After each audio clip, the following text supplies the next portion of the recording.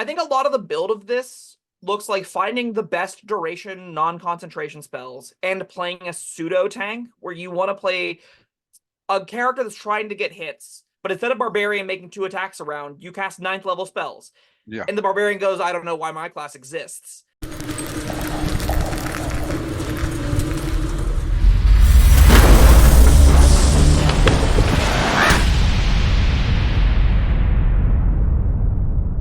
Hello, friends. Robert Bevan here, author of the Caverns Creatures series of comedy fantasy novels and short stories.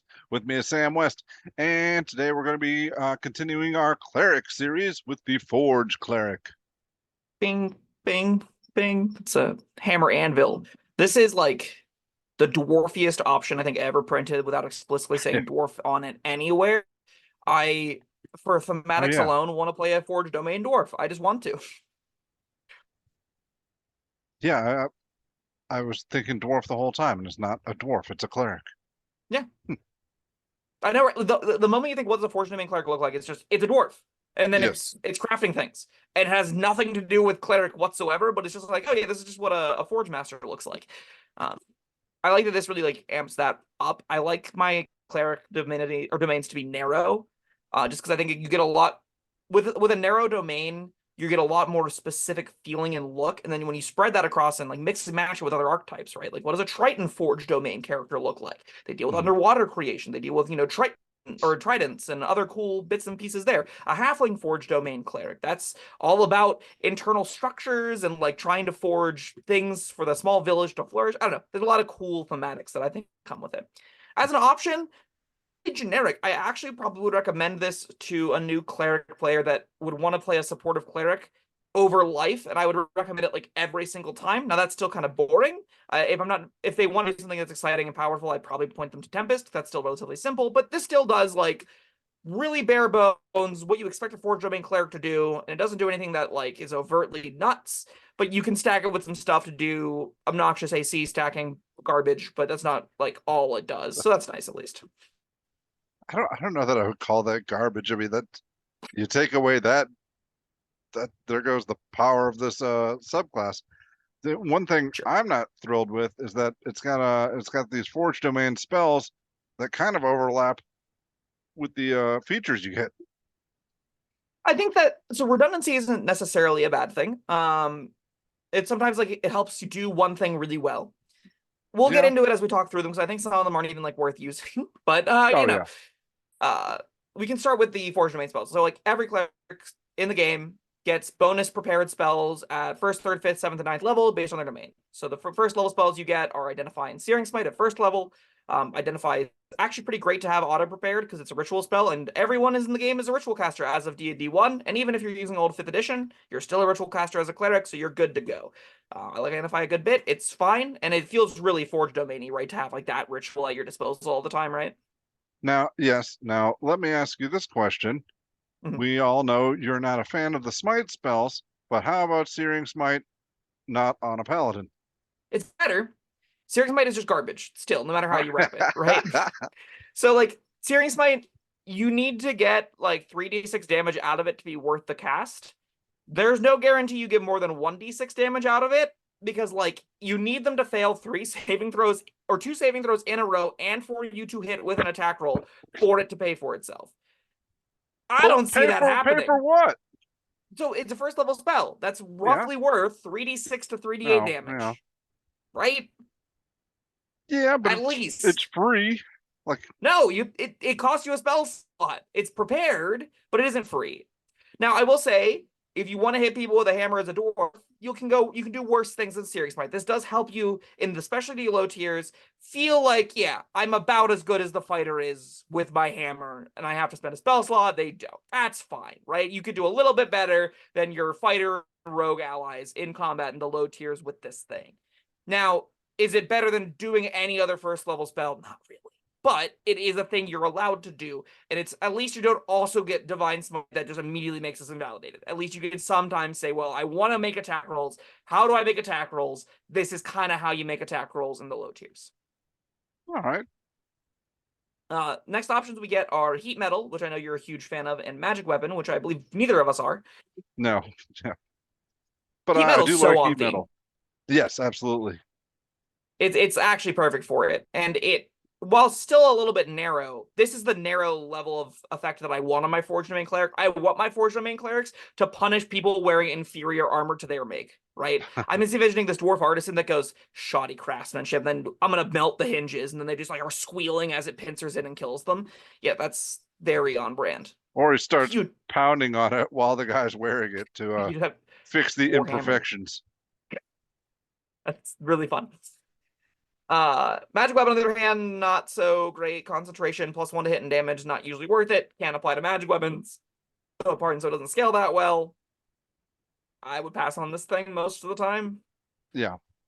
Especially when we're going to get a similar feature. Yeah. Moving on to our 3rd level spells at 5th level that you get, we have Elemental Weapon, which is magic weapon, but more expensive and about the same. So I'm going to say you want to pass on that most of the time too. You do get protection from energy, though, that I actually, again, this is one of those free prepared spells that I'm happiest with because you don't need it in every encounter, but encounters where you'll stumble into, there are numerous enough that I'm happy that I have this prepared even if I don't see them coming. Right. It's nice to be like, oh crap, fire resistance, go. That's decent. And in having the big pick of acid, cold, fire, lightning, or thunder is enough resistances that I do think you'll pull this out from time to time and be reasonably happy with the outcome. Any other Agree. feelings about these? No, not really. I'm not like super excited about these. Fabricate, very on brand, not very good in my experience. I know some people are ride or die Fabricate lovers. I don't see it. If it's making things from the player's handbook or cobbling together trees to make a bridge, that's mundane stuff that you're using magic to reproduce, and I just don't see doing that over having or you mundane fashion, right? Yeah, especially when you're getting it at 7th level. How many spells that are lower level replace what the effect of this thing you're making would be, and that's still conditional, right? There's a whole lot of question marks I have with Fabricate. Again, that being said, deeply feels like a Forged Domain Cleric, right? I would absolutely want my Forged Domain Cleric to be like, oh, don't worry, my god will literally build the bridge for us to cross this ravine. Now, could you have done that with a 2nd level spell slot? Probably, but it's very on theme to do it here. While the fire is kind of neat, just because Cleric notably doesn't get great area effect damage spells, especially at this kind of rate. So normally I'm not that high on this as a Wizard Sorcerer spell, but as a Cleric spell, it's a little bit more interesting, I think. Yeah. It's fine. I think you'll actually cast that pretty often. Now, I actually think this next spell is one of the big pulls for Forged Domain, and it's Animate Objects. So at 9th level, you get a truly busted spell. Animate Objects lets you attack with 8 tiny knives, which should be the default mode. You 9 times out of 10 are going to probably want to make as many tiny objects as you can. And then you do 8d4 plus, what is it? 24 damage or something ridiculous? 32 damage? That's the number? Because you get 8 things making +8 to hit, d4 plus 4 damage. Like, you'll just make a little swarm of these things and just massacre some people. It's very, very powerful. Yeah, we have an Animate Objects video. Go watch it. It's unless, I mean, if you don't already know how great Animate Objects is. Yeah, it's super, super busted. And then you'll still find the cute ways to be like, I animate the dining room table, and you could do some fun, super fun thematic set piece look like moments with Animate Objects, even if you don't do the good stuff with it. The other option you get is Creation. Is this just like even worse than Fabricate? I'm kind of convinced it is. I don't remember. What's the difference between the two? So Fabricate lets you turn stuff into other stuff. So it's like, I have these trees, I will make a canoe. Right. Creation lets you create something out of nothing. And its duration varies by what you make. So if you can make it out of vegetable matter, like create vegetable matter, it lasts a day. But if you want to do like good materials, it lasts a minute. Yeah. And it has a minute cast time. So like you can't like spontaneously get something in there now. This routinely looks uncastable to me. It's a very expensive rope. Yeah, right. All things considered, though, I do think we hit like a really good hit every single level. Like, I don't think there's a single dead level here for a spell that isn't just awesome, that I just routinely want on my character sheet. And there are some that you would build towards. Animate Objects, one such spell. Wall of Fire. This could be a component along the push-pull builds. We always talk about the druids do the pulling and pushing thing. Well, now you got a cleric that auto-prepares this. So now you're literally given free synergy if you've got someone in the party that wants to push-pull stuff, because this is auto-prepare for you. It's kind of neat, right? Sure. You know, I'm a big fan of that. Moving forward, we got like one good spell and one crap spell for every level. Yeah. Even the crap spells are not like the end of the world. Like, again, Searing Smite, if you want to hit things. Creation will make you feel like a Forged Domain Cleric. You'll be bad, but you'll feel like a Forged Domain Cleric, you know? Like, you definitely could have Unless, spent a spell slot on a more powerful thing there, again, is what I'm trying to say. all right, let's get on with the features. Sure, we got a lot of features to talk about, too. I love that we come from Bard, you get 3, no bonus spells. You go to Cleric, and you're like, ooh, oh boy, this is a novel. So, bonus proficiency to these is our first level feature you get. When you choose to commit at first level, you get proficiency with heavy armor and smith tools. Baller. Sure. Just set your AC to 18 the moment you get 2 grand. That's a great place to start. Do clerics get shield proficiency? I don't remember. Cleric 5e. I think so. I think they do, which means you can have a base AC of like 20. That's kind of gross, right? Yeah, you get shields. So as a full caster, AC of 20. Nice to see. Just real good. You also get Blessing of the Forge. So at first level, you gain the ability to imbue magic into a weapon or armor. At the end of a long rest, you can touch one non-magical object that is a suit of armor or a simpler martial weapon till the end of your next long rest, or until you die. The object becomes a magic item, granting +1 AC if it's armor, or +1 bonus to attack and damage rolls if it's a weapon. Once you use this feature, you can't get until you finish a long rest. All right, we've just bumped up our AC to 21 now. That's why I hate this option. I don't love builds that the options that identity is I have a giant stacked AC. But again, if you're a player that's playing a full caster for the first time, you already have a ton of things to juggle. This is a really easy feature to be like, fighter gets +1 hit and damage. Great. You're contributing, you buffed somebody, it's a reasonable buff. You can then worry about your first level spells and other features. It's a reasonable improvement. If you like want to be a cleric that takes hits, +1 AC, sure. It's foolproof, it's easy. Even as the game progresses, I don't think you're going to necessarily run out of magic armor, especially in the low to mid tiers where the game is typically played. I think magic armor is quite a bit rarer than magic weapons tend to be. So I do think this will routinely look like +1 AC to at least 1 or 2 important members of the party. And that's a pretty high floor for a first level feature. Yeah, when I first read this, I was thinking, oh, I don't like features that are eventually going to expire. But I think you're right. Somebody will be able to use this. For almost all of the game. At like 17 level plus, you probably don't care anymore anyway. So like, that's whenever I expect everyone to be fully kitted out. Second level gives us our channel divinity, so we get Artisan's Blessing. At second level, you can choose your channel divinity to create simple items. You conduct an hour-long ritual that crafts a non-magical item that must include some metal, a simpler martial weapon, a suit of armor, 10 pieces of ammunition, a set of tools, or another metal object. The creation is completed at the end of the hour, coalescing in an unoccupied space of your choice on a surface within 5 feet of you. The thing you create can be something that is worth no more than 100 gold pieces. Unlucky, no plate armor for you. As part of this ritual, you must lay out metal, which can be include coins with a value equal to the creation. The metal irrevertibly coalesces and transforms into the creation at the ritual's end, magically forming even non-metal parts of the creation. The ritual can create a duplicate of a non-magical item that contains metal, such as a key, if you possess the original during the ritual. Okay, got all that? Kind of. You make a non-magical item that lasts forever. All right. You just pay whatever it's worth. This is kind of like a shop anywhere feature. This is like, all right, so you're getting like early fabricate, except that yeah. But it's anything that is 100 gold or less. And it's specific. It doesn't specify it needs to be a simple martial weapon, a suit of armor, 10 pieces of ammo, a set of tools, or another metal object. I don't know entirely what another metal object can encompass. I'm assuming just anything that includes metal. And it does last, again, forever. There isn't a duration on this thing. Once you use the hour, you just have that thing at your disposal for all time. How good is this feature? I don't know. I mean, this feels like we're going to get comments telling us how awesome it is, but I'm not seeing it yet. So I think a lot of the upside to it is going to be deduplication, which sounds silly, but like that's a real thing that you will want in Dungeons and Dragons.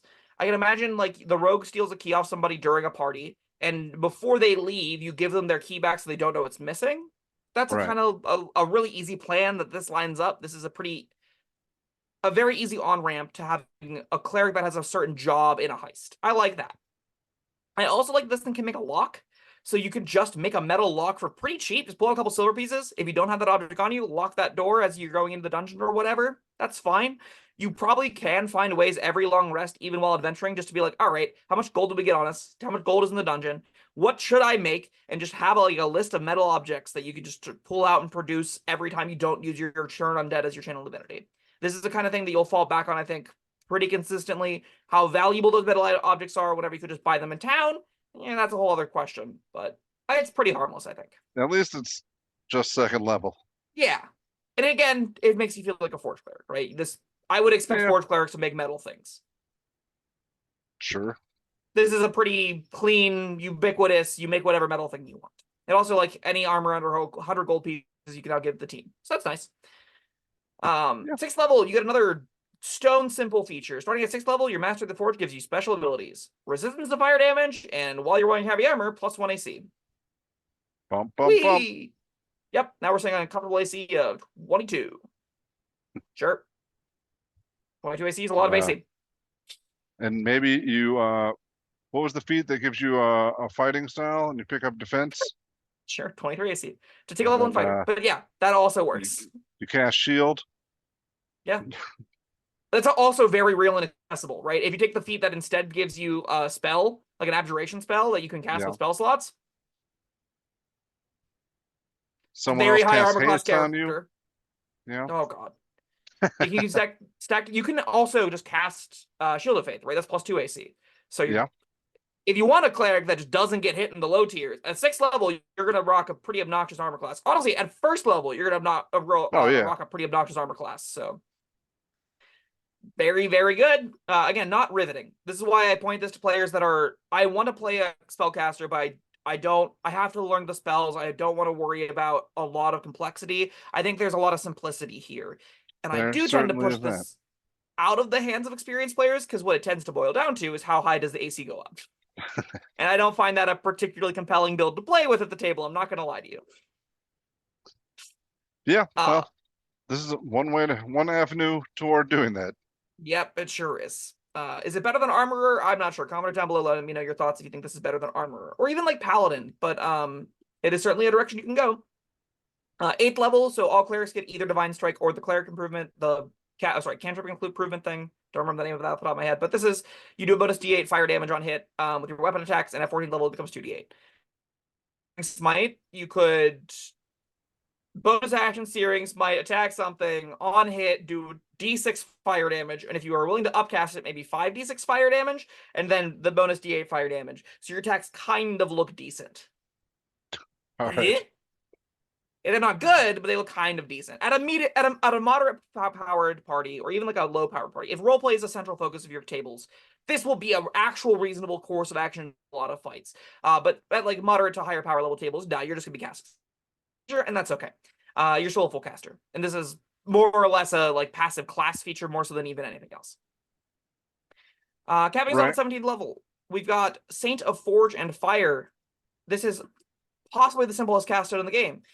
At 17th level, your blessed affinity with fire and metal becomes more powerful. You gain immunity to fire damage, and while wearing heavy armor, you have resisting to bludgeoning, piercing, and slashing damage from non-magical attacks. Sure. So if something breaks your AC of 35, now you take half damage. Neat. From non-magical attacks, and I like the immunity to fire damage for this subclass. This is like, I feel like, all right, I've been working in the forge all my life. Like, I've got like burned scars on my forearms now. I just don't even feel it. Yep, literally that. That's very thematically fitting. It's not, I don't know how much more there is to say. I don't even think it's like that good of a capstone, because it doesn't give you anything proactive to do. It's just against non-magical bludgeoning, piercing, and slashing damage. But whatever, sure. This is, I mean, if you want to play like a guy that is really hard to hit, or hard to damage even when you hit him, like this is an interesting option. I agree. I think a lot of the build of this looks like finding the best duration non-concentration spells and playing a pseudo tank, where you want to play a character that's trying to get hits, but instead of barbarian making 2 attacks around, you cast 9th level spells. Yeah. And the barbarian goes, I don't know why my class exists, because your AC is higher than mine. Your hit point total is functionally the same as mine. Your action economy in combat is better than mine. And you have way higher impact on everything going on. What am I here for? You know, that's just class imbalance, which is a problem the game always will have. You should still have a great time playing barbarian tables. It's not, to say barbarians are worthless. But if we're like at elite Maybe level, they'll they're kind fix of all that worthless. in the coming edition. Could be. I I was doubt just being sarcastic there, yeah. it. All right. Where do you end on this thing? Um, let's see. I'm not that excited about any of it, but Yep, I can see why some people would be. That puts it in B territory for me. I kind of agree. I actually might go lower. I might say this is kind of a C, just because if I'm playing a cleric, I kind of want to get features that interact with my class, like that interact with my spells. And the only unique feature you get, I think, is kind of bad, and that's Artisan's Blessing. Everything else is just bonus AC. Wait, Like which blessing? Oh, or the Artisan's the one Blessing. that makes the Yeah, yeah. item. And like we kind of crapped on both fabricate and creation, and then this replaces both of them at lower level functionally. Like that's kind of it does a similar role, but it just does it in a little non-powerful way. I think we're I kind of thought this was going to upgrade as you leveled up, but no, it doesn't. That's all. I That's really what wish you it get. did. I really wish it said like at 9th level you can do 1,000 gold pieces, and at 17th level you can do anything. That would Yeah, feel thematically appropriate, right?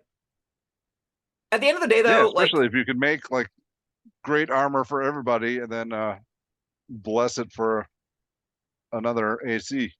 yeah, I actually I think another place this could have went that I would have liked to is buffs. I would have loved to see this give more unique buffs to people. Like I would love for their 6th level feature to be you can light someone's sword on fire, right? Yeah, Something relatively that straightforward like that.